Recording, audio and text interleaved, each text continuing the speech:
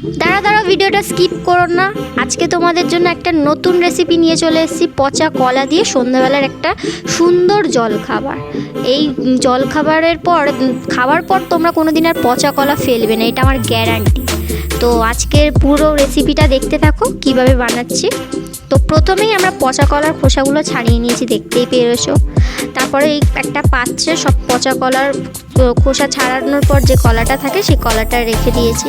তারপর আমি ওখানটায় পরিমাণ মতন ময়দা দিয়েছি, তারপর পরিমাণ মতন চালের গুঁড়ো দিয়েছি, স্বাদ মতন চিনি দিয়েছি, আর নুন সামান্য দিয়েছি।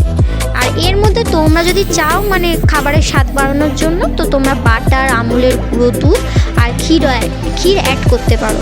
আমাদের বাড়িতে এগুলো অ্যাভেলেবেল ছিল না, তো আমরা ইউজ করিনি। তো এবার আমরা রেসিপিতে ফিরে আসি।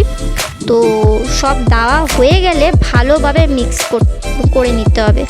ভালো করে মানে মিক্স করার পর ওটা মাখার পর মাখতে কলার দানাগুলো যাতে না থাকে সেরকমভাবে মাখতে হবে।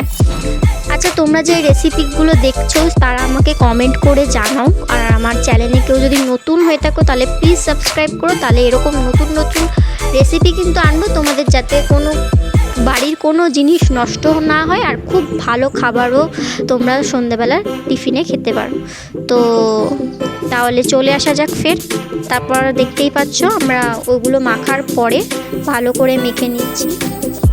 মাখার পরে আস্তে আস্তে করে আমরা মানে গরম তেল যাতে রেডি হয়ে যায় তার জন্য ওয়েট করব, তেল গরম যাতে হয়ে যায়। তেলটা যখন খুব গরম হবে তখনই কিন্তু আমরা এই কলার বড়াগুলো ছেড়ে দেবো। তো এবার আমরা গরম তেলে আস্তে আস্তে বড়াগুলো ছেড়ে দেবো।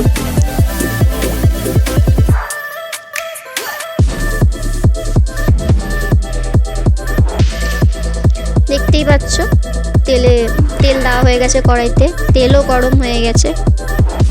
তোমাদেরকে আমি বলেইছিলাম তেল যতক্ষণ না গরম হবে ততক্ষণ না বড়াগুলো ছাড়া যাবে না।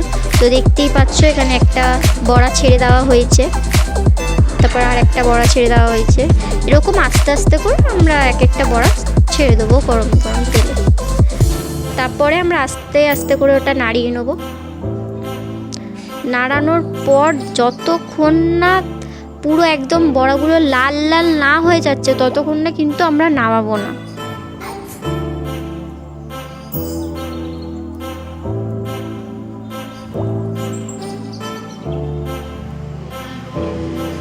তো দেখতেই পাচ্ছ আস্তে আস্তে কালার চলে আসছে একটা লাল লাল, বোঝা যাচ্ছে যে একদম আমাদের বড়াগুলো পুরো রেডি হয়ে এসছে। আমি একটা ছাঁকনিতে ভালো করে তেল ছাড়িয়ে বড়াগুলো নামিয়ে নিলাম একটা প্লেটে। ও বাই দ্য ওয়ে, তোমরা কিন্তু কড়াইটাকে অ্যাভয়েড করো, ঠিক আছে?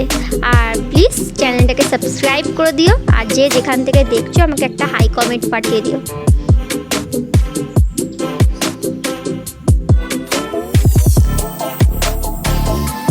তোমরাও যদি কোনো রেসিপি দেখতে চাও আমাকে প্লিজ কমেন্টে জানিয়ে দিও, তাহলে আমরাও সেই রেসিপিটা বানানোর চেষ্টা করব।